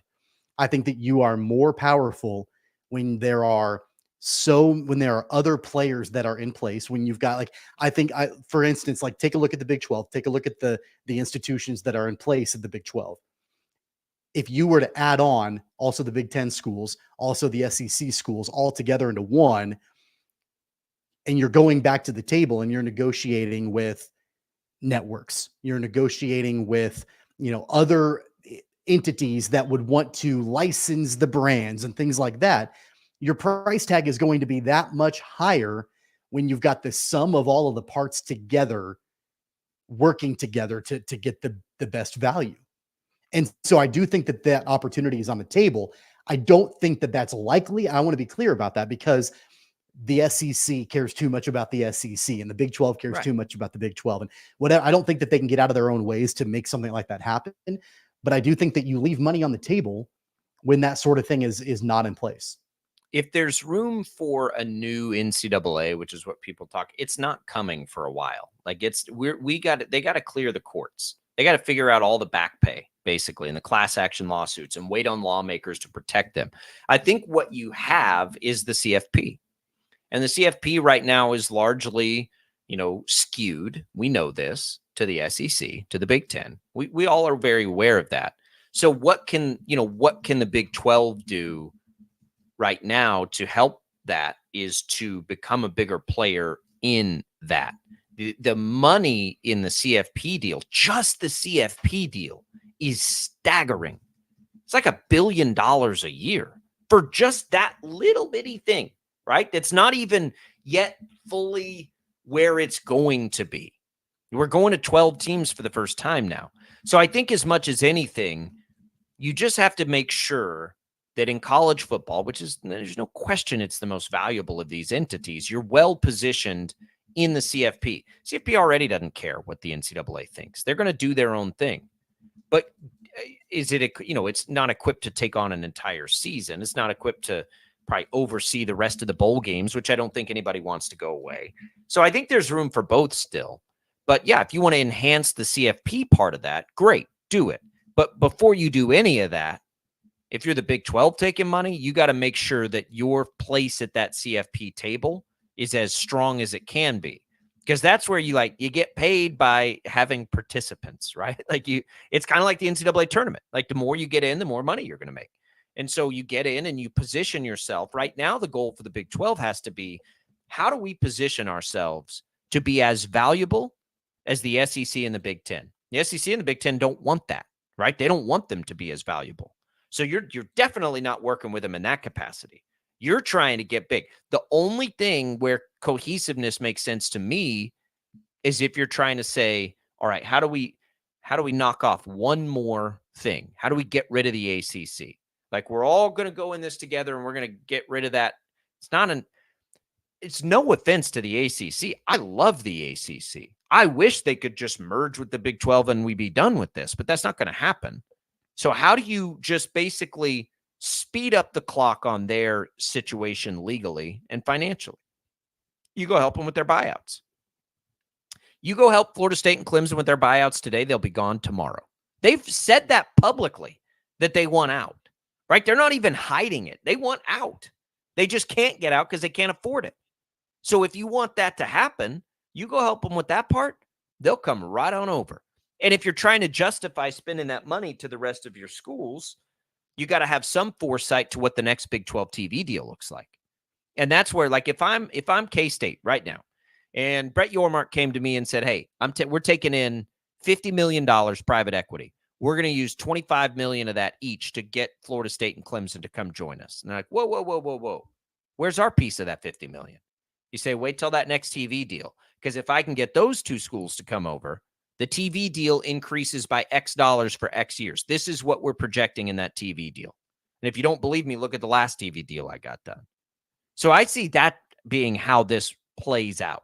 You take in the money, you break off the ACC, and you bring the absolute strongest package you can bring to the table. And the beauty of that short TV deal they got done the first time. And now you go secure your SEC or Big Ten TV deal. And then the other stuff you worry about it later. Then there's a Power 3. That's the best case scenario for the Big 12. It's worst case scenario for the ACC. But because, this going to a Power 3 is the best thing that could happen to the Big 12. It secures their place, basically. 10 years from now, there are not going to be 4 major conferences. No, there'll be 3. There'll be three. And Brett Yormark knows that. And that's the major reason why the aggressiveness continues. It wasn't done after what happened with the Pac-12. It continues, and it will. And he has a finish line. He's up against a timer. They need this done before they negotiate their next TV deal, and that's why I think the urgency and all of this stuff is speeding along. They've got to be secure by the time the next one they sign. That's the one they want to be there with the SEC and the Big Ten, and I think they can get there if they play their cards right now, and it looks like they are. 869-1240. Certainly something we can continue to discuss throughout the week, the All-Star week, the All-Star break. We'll come back. Quick segment here, Sports Daily.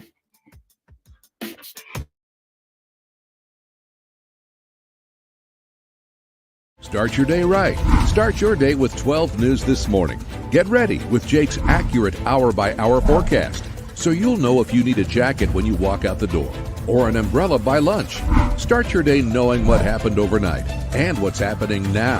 Live, breaking news all morning long.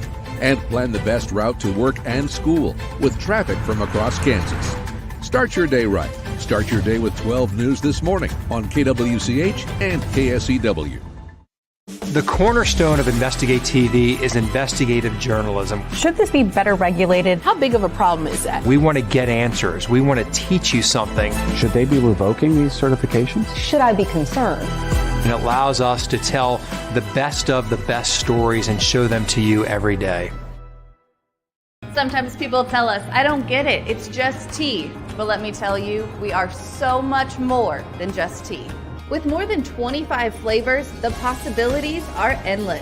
Come on in and try them all for free to find your favorite or get us on the go for your busy lifestyle. And don't miss happy hour every day for half-price cups of tea. So the next time someone tells you it's just tea, tell them to come by and find out why we say drink tea, be happy. Clouds are not just the canvas of our imagination. They tell a story. Clouds affect the events of your day.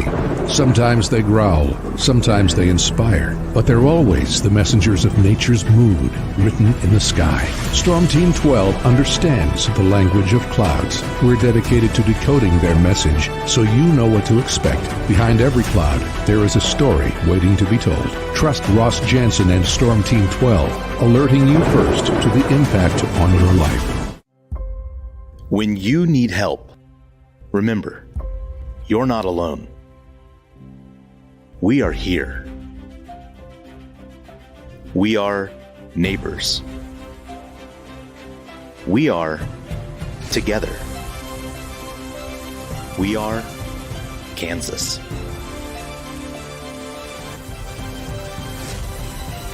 We are 12 News. They say it takes a village. Come together and support local businesses in our neighborhoods. When you contribute to local shops, more money goes back into the economy. Shopping local makes our state stronger. So give back to the communities you love and watch our businesses and communities thrive. Shop local and be Kansas proud. At 12 News, we know you're busy, which is why we're here whenever you need us. Anytime, any screen. With live breaking news. Critically hurt after an apartment. Storm Team 12 forecast. Snowing for many miles. And the stories you don't want to miss. The scene's still very active. Just search KWCH 12 News wherever you stream and catch up on the latest news of the day. All for free and on your schedule, hopefully making your day a little bit easier. And did I mention the Storm Team 12 forecast? 12 News whenever you want. Sometimes people tell us, I don't get it, it's just tea. But let me tell you, we are so much more than just tea. With more than 25 flavors, the possibilities are endless. Come on in and try them all for free to find your favorite or get us on the go for your busy lifestyle. And don't miss happy hour every day for half-price cups of tea. So the next time someone tells you it's just tea, tell them to come by and find out why we say drink tea, be happy. Determining fact from fiction. That's our full-time job. You need to have someone give you the whole story from every side. To help you when no one else is listening. You need someone to put you first. That's what we do. We bring you the facts first. When you need it. Wherever you are. 12 News. Facts first. The Catchies are back. No matter the sport, no matter the school. Highlighting the best overall high school boys and girls athletes in the state. Now's the time to vote for who takes home a Catchie.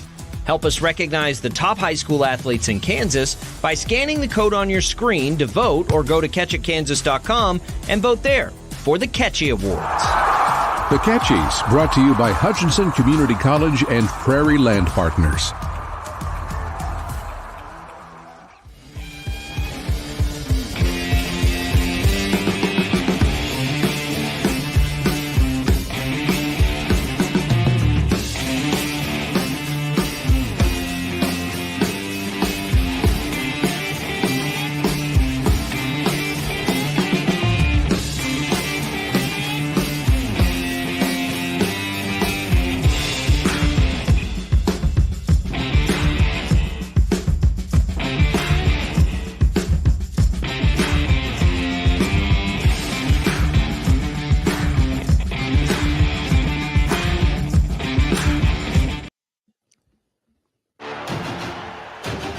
All right, this portion of the program brought to you by Crestview Country Club. Get out there, hit the pool, the golf courses, go check it out. They're doing a lot of upgrades to the facilities right now. They'll give you a tour. Tell them we sent you from Sports Daily. Appreciate Crestview Country Club support. Tommy and I, both members out there. All right, Tommy, who you betting tonight in the Derby? I'm gonna take a little on Alec Boehm at 16 or 17 to 1 where he is some places, and I'm gonna take Adolis Garcia at 5.5 to 1.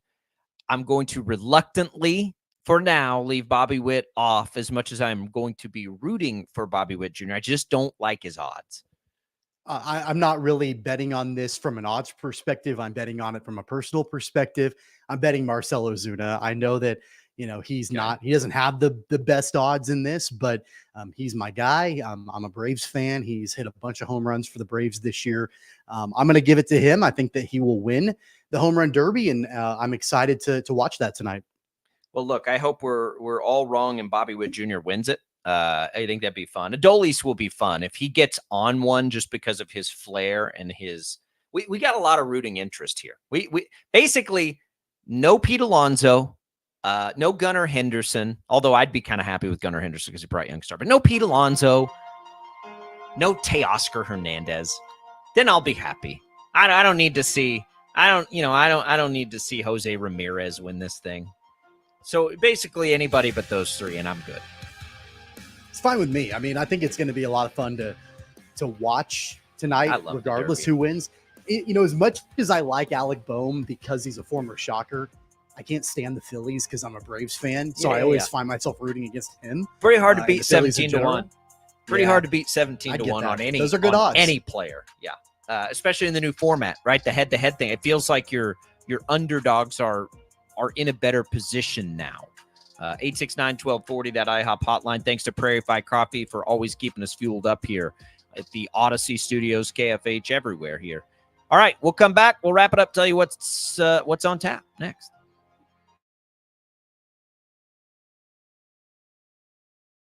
Start your day right. Start your day with 12 News This Morning.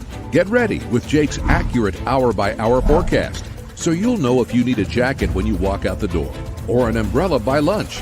Start your day knowing what happened overnight and what's happening now. Live, breaking news all morning long. And plan the best route to work and school with traffic from across Kansas. Start your day right. Start your day with 12 News This Morning on KWCH and KSEW. The cornerstone of Investigate TV is investigative journalism. Should this be better regulated? How big of a problem is that? We want to get answers. We want to teach you something. Should they be revoking these certifications? Should I be concerned? And it allows us to tell the best of the best stories and show them to you every day. Sometimes people tell us, I don't get it, it's just tea. But let me tell you, we are so much more than just tea. With more than 25 flavors, the possibilities are endless. Come on in and try them all for free to find your favorite or get us on the go for your busy lifestyle. And don't miss happy hour every day for half-price cups of tea. So the next time someone tells you it's just tea, tell them to come by and find out why we say drink tea, be happy. Clouds are not just the canvas of our imagination. They tell a story. Clouds affect the events of your day. Sometimes they growl, sometimes they inspire, but they're always the messengers of nature's mood written in the sky. Storm Team 12 understands the language of clouds. We're dedicated to decoding their message so you know what to expect. Behind every cloud, there is a story waiting to be told. Trust Ross Jansen and Storm Team 12, alerting you first to the impact on your life. When you need help, remember, you're not alone. We are here. We are neighbors. We are together. We are Kansas.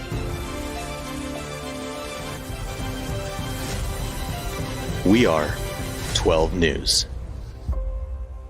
They say it takes a village. Come together and support local businesses in our neighborhoods. When you contribute to local shops, more money goes back into the economy. Shopping local makes our state stronger. So give back to the communities you love and watch our businesses and communities thrive. Shop local and be Kansas proud.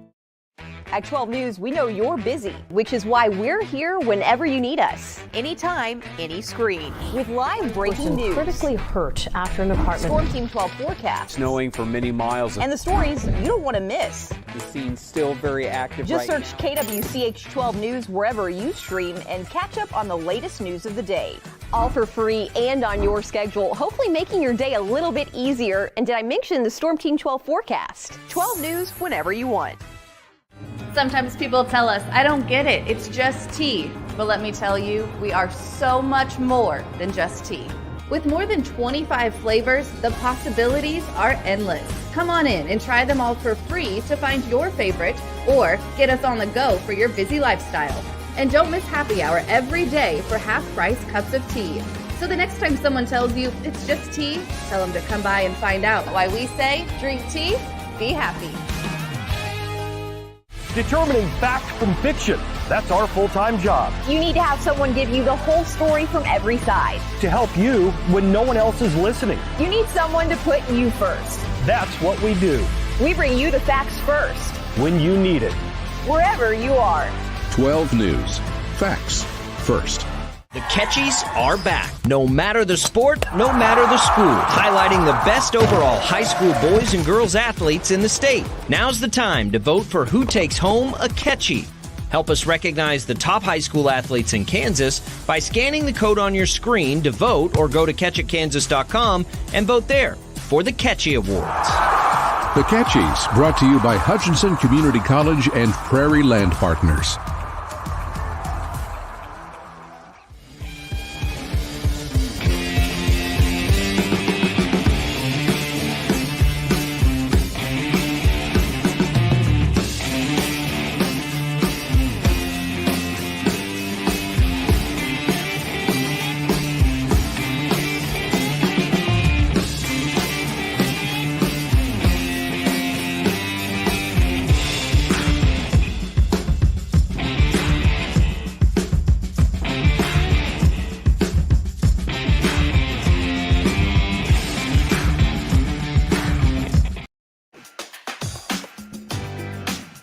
All right, that's going to wrap things up for us today on a Monday, normal day of programming. We've got Bob and Jeff locally from 2 to 4. Jim Rome follows us at 11. Infinity Sports Network programming the remainder of the day. Tomorrow on the show, we'll recap the Home Run Derby, get you ready for the All-Star Game, the Midsummer Classic.